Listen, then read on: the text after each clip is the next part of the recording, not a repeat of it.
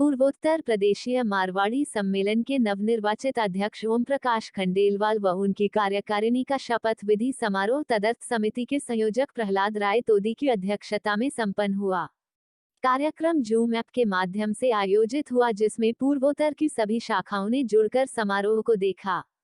इस समारोह में सम्मेलन की गुवाहाटी, कामरूप और महिला शाखा के प्रतिनिधियों के अलावा नौगांव, बरपेटा, खारूपेटिया शाखा के प्रतिनिधि उपस्थित थे। प्रांतीय अध्यक्ष पद के लिए प्रहलाद राय तोदी ने ओम प्रकाश खंडेलवाल को शपथ दिलाई। कार्यकारिणी के पदाधिकारियों को राष्ट्रीय उपाध्यक्ष डॉक्टर श्याम सुंदर हरलालका ने तथा कार्यकारिणी सदस्यों को पूर्व प्रांतीय अध्यक्ष विजय कुमार मंगलुनिया ने शपथ ग्रहण कराई। आइए देखते हैं राइज प्लस की एक रिपोर्ट। नववर्ष की बेला आई, पुलकित है हम सब का मन, आओ नवदीप जलाई, सम्मेलन के इस प्रांगण। नववर्ष की बेला आई, पुलकित है हम सब का मन, आओ नवदीप जलाई, सम्मेलन के इस प्रांगण। मैं ओम प्रकाश खंडेलवाल विधि द्वारा स्थापित पूर्वोत्तर प्रदेशीय मारवाड़ी सम्मेलन गुवाहाटी के संविधान के अनुसार प्रांतीय अध्यक्ष के पद पर ईमानदारी, निष्ठा, लगन व बिना किसी भेदभाव के सभी शाखा व सदस्यों को साथ लेकर समाज के प्रति अपने कर्तव्य का निर्वाह अपने समाज के प्रति कर्तव्य का निष्ठा का निर्वाह एवं संस्था के उच्च आदर्श को अक्षुण्ण रखूंगा एवं इसके उद्देश्यों की पूर्ति के लिए सदैव तत्पर रहूंगा। इसकी मैं ईश्वर की साक्षी मानकर ये शपथ लेता हूँ। मेरे साथ अभी बात करने के लिए अखिल भारतीय मारवाड़ी सम्मेलन के राष्ट्रीय उपाध्यक्ष श्याम सुंदर जी हरलालका मौजूद हैं। श्याम सुंदर जी, आपका बहुत बहुत स्वागत है और राष्ट्रीय उपाध्यक्ष का पदभार आपने ग्रहण किया, उसके लिए बहुत बहुत शुभकामनाएं। बहुत बहुत धन्यवाद। चूँकि आप शिक्षा कोष के भी संयोजक हैं, तो आज मैं आपसे थोड़ा सा शिक्षा कोष के बारे में और आगे की क्या टाइमलाइन है, किस तरीके से आप शिक्षा कोष को आगे बढ़ाना चाह रहे हैं, उसके बारे में थोड़ा सा जानना चाह रहा था। शिक्षा कोष ये एक न्यास है, एक ट्रस्ट है, इंडिपेंडेंट ट्रस्ट है, जिसका सम्मेलन के साथ जुड़ाव है एवं ये शिक्षा कोष को प्रारंभ किए हुए आज 1963 में इसका प्रारंभ हुआ था। उसके बाद से ये निर्णय हुआ था, समाज के जो गरीब वर्ग के छात्र छात्राएं हैं, जो अपने शिक्षा पूरी नहीं कर सकते हैं, उन्हें किसी भी रूप में आर्थिक मदद की जाए एवं उस ज़माने में आर्थिक मदद करने के लिए शिक्षा कोष को प्रारंभ करने के लिए बिहार के अर्जुन दास जी अग्रवाल, वो 1963 में जब यहाँ पर अधिवेशन हुआ था, वो पधारे थे। उनका ही इस प्रकार के आग्रह रहा कि आज एक इस प्रकार का शिक्षा कोष होना चाहिए, समाज के गरीब वर्ग के विद्यार्थियों के लिए हम लोग सहायता ताकि कर सके। तो उन्होंने 1 लाख रुपया उस समय दान दिया था, जिसके आज हम 1 करोड़ रुपये भी कह सकते हैं, एवं उससे हमारी शिक्षा कोष की नींव पड़ी। उसके बाद समाज के अन्य व्यक्तियों ने भी हैं काफ़ी शिक्षा कोष में दान दिया एवं उसी शिक्षा कोष के उस दान के द्वारा जो ब्याज की एक रकम है सालाना मिलती थी, उस ब्याज की रकम को छात्रों के अंदर बांटा जाता था।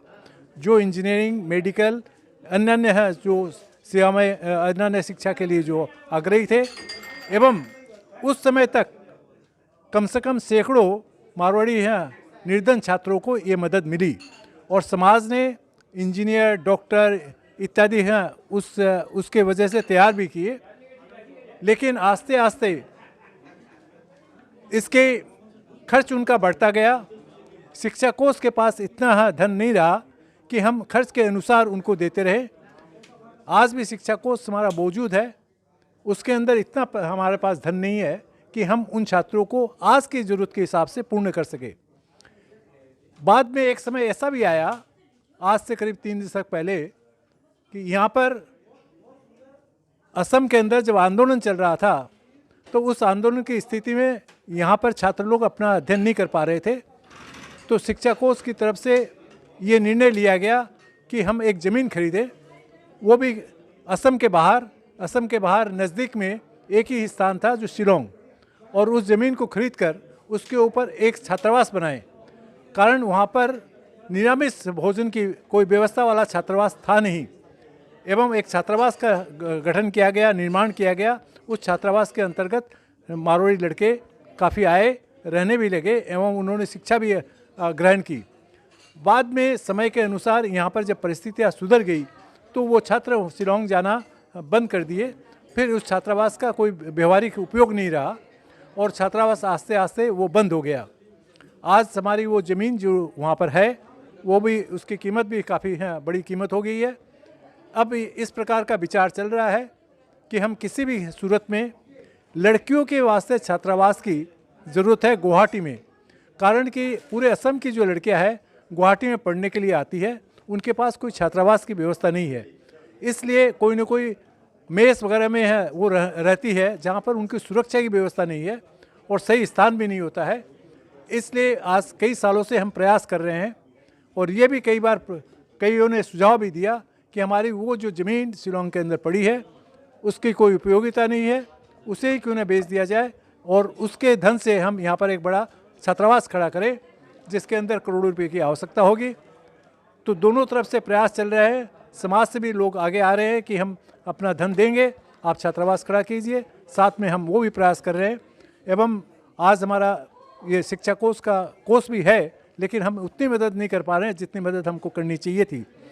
लेकिन आने वाले दिनों में हम छात्रावास, लड़कियों के लिए खास तौर पर छात्रावास निर्माण करने की योजना के लिए कटिबद्ध है एवं उसको पूर्ण भी करेंगे और ये हमें आशा है जिसमें हमारे सैकड़ों समाज की लड़कियां पढ़ पाएगी। आज कम से कम भी गुवाहाटी के अंदर एक आकलन के अनुसार 400 से 500 लड़कियां गुवाहाटी के बाहर के आकर अलग अलग मेसों में रहती है, जिनकी स्थिति बहुत अच्छी है नहीं है।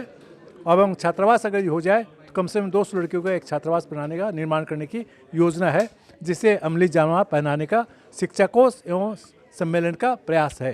पूर्वोत्तर प्रदेशीय मारवाड़ी सम्मेलन के नए प्रांतीय अध्यक्ष ओम प्रकाश जी खंडेलवाल हमारे साथ अभी मौजूद हैं। ओम प्रकाश जी, नए प्रांतीय अध्यक्ष बनने पर और पदभार ग्रहण करने के लिए बहुत बहुत शुभकामनाएं आपको। क्या टाइमलाइन है अब आगे का अब क्या आपके कार्यक्रम रहेंगे? मेरा संकल्प था और है और रहेगा कि गुवाहाटी में बालिकाओं का छात्रावास बनकर रहेगा। ये मेरा मुख्य उद्देश्य है, क्योंकि मैंने जब पूरे प्रांत का जब दौरा किया, सब लोगों की यही इच्छा थी कि ये जो लंबित पड़ा मामला बालिकाओं छात्रावास का वो होना चाहिए। तो वो तब मैंने कहा कि मेरा संकल्प बनेगा। निष्क्रिय जो शाखाएं हो गई हैं, कई शाखाएं जो पहले थी आज के दिन में नहीं है। आज एक वक्तव्य जो जिन्होंने रखा उन्होंने भी कहा और ये देखा भी गया है। आपका जो गृह जिला है गोलाघाट, वहाँ की भी बात करें तो मुझे व्यक्तिगत तौर पे पता है सरूपथार एक शाखा हुआ करती थी जो आज के डेट में उसके नामो निशान नहीं है। इस तरीके की कई अनेकों शाखाएं और हैं। इन तरीके को शाखाओं को पुनर्जागृत करने के लिए क्या आप करेंगे? मैं जब महामंत्री था तब 65 शाखाएँ थी। अभी ये जो सामूहिक मारवाड़ी समाज की जो एक प्रतिनिधि संस्था है, संगठन है, वो है मारवाड़ी सम्मेलन। इस मारवाड़ी सम्मेलन संगठन का मजबूत होना आवश्यक है। इसको सशक्त और सुदृढ़ बनना जरूरी है। अगर ये सशक्त बनेगा, सुदृढ़ बनेगा, मजबूत बनेगा, संगठित बनेगा, एकजुट होगा, तभी अपने समाज का पूरा कल्याण होगा। ये मुझे मालूम है। आज जो सामाजिक सुरक्षा का सवाल उठा है, आज जो समाज सुधार की बात है, ये बिना संगठित, बिना सुदृढ़ संगठन के कार्य नहीं हो सकता है। मैंने कहा है कि मैं एक साल के अंदर में पूरे प्रांत का फिर से दौरा करूंगा, हर शाखाओं को जाऊंगा और जहां पर शाखाएं नहीं है वहां पर शाखा का निर्माण करूंगा। यहाँ तक कि कई की छोटी जगह में उप शाखा बना करके मुख्य शाखा के साथ उसको जोड़ूंगा और निष्क्रिय शाखा तो खैर सक्रिय होगी। नई शाखाओं का मेरा ये निश्चय है कि कम से कम 30-40 और नई शाखाएं इस प्रांत में खोले, ये मेरी इच्छा है। क्योंकि तभी अधिकाधिक लोग, समाज के लोग, अधिक से अधिक लोग तभी समाज से जुड़ेंगे। अब जब लोग समाज से जुड़ेंगे तभी मालूम पड़ेगा कि हमारी वास्तविक स्थिति समाज में क्या है, हमारे प्रांत में क्या है, हमारे समाज के लोग चाहते क्या है। तो हमें इस संगठन को प्रभावी और व्यापक बनाना है, इस संगठन को बहुत मजबूत बनाना है। संगठन मजबूत ही हमारी समस्या का समाधान है। जो जुझारू टीम आपने आज बनाई है, मैं आशा करता हूं कि पूरी टीम आपकी साथ देगी और जो आपकी विचारधारा है वो ज़मीन पे उतरे। बहुत बहुत धन्यवाद। मैंने अपने पदाधिकारियों और कार्यकारिणी सदस्यों को कह दिया है कि आप निष्क्रिय रह सकते हैं, मैं निष्क्रिय नहीं रहूँगा। आप मेरे पास नहीं आएंगे, मैं आपके पास पहुँच जाऊँगा, लेकिन हमें जो कार्य हमने जो सोचा है वो हम करके रहेंगे। पूर्वोत्तर प्रदेशीय मारवाड़ी सम्मेलन के पूर्वोत्तर के महामंत्री अशोक जी अग्रवाल हमारे सामने अभी मौजूद है। अशोक जी, पदभार ग्रहण करने के लिए बहुत बहुत शुभकामनाएं आपको और धन्यवाद आपका भी। चूँकि आप महामंत्री हैं पूर्वोत्तर के, सबसे पहले मैं कार्यकारिणी के बारे में कुछ जानना चाहता हूँ। कार्यकारिणी किस तरीके से गठित हुई है, इसके बारे में कुछ प्रकाश डालें। सबसे पहले तो मैं आपके इस चैनल के माध्यम से हमारे सभी समाज बंधुओं को नव वर्ष की हार्दिक शुभकामनाएं देना चाहूँगा। और जैसा कि आपने पूछा कार्यकारिणी के बारे में, तो ये है मारवाड़ी सम्मेलन और पूर्वोत्तर का प्रदेशीय मारवाड़ी सम्मेलन के अंदर हम लोगों ने कोशिश की है कि समाज के सभी तबकों से हम लोगों ने कार्यकारिणी सदस्य बनाए हैं और सभी स्थानों से हमारी पूरे उत्तर प्रांत में ऐसे तो करीब 60-65 शाखाएं हैं, लेकिन वर्तमान में 32 शाखाएं एक्टिव थी पिछले चुनावों के दौरान। तो हमने सभी शाखाओं से प्रतिनिधि को चयन किया हुआ है इस कार्यकारिणी समिति के अंदर और पदाधिकारी और प्रतिनिधि हम लोगों ने इस कार्यकारिणी में लिए हैं।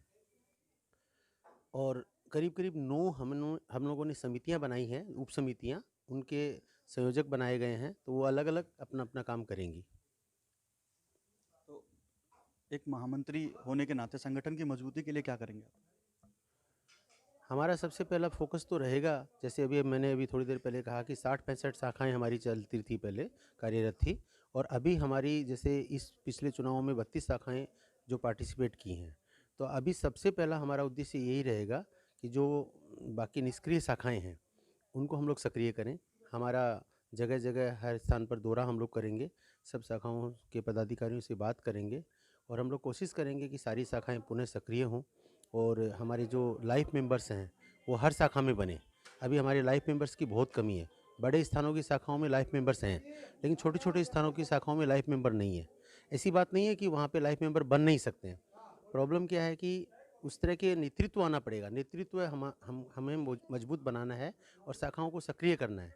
इसके लिए हम लोग को सबसे पहले हम लोग दौरा करेंगे, सब शाखाओं में विजिट कर करके सबके साथ में बातें करेंगे, कहाँ क्या प्रॉब्लम चल रही है उनको दूर करने की कोशिश करेंगे। और साथ ही मैं ये भी कहना चाहूँगा आपके चैनल के माध्यम से कि हमारा कहीं भी कोई ये उद्देश्य नहीं है कि हम किसी एक समुदाय के साथ में हैं।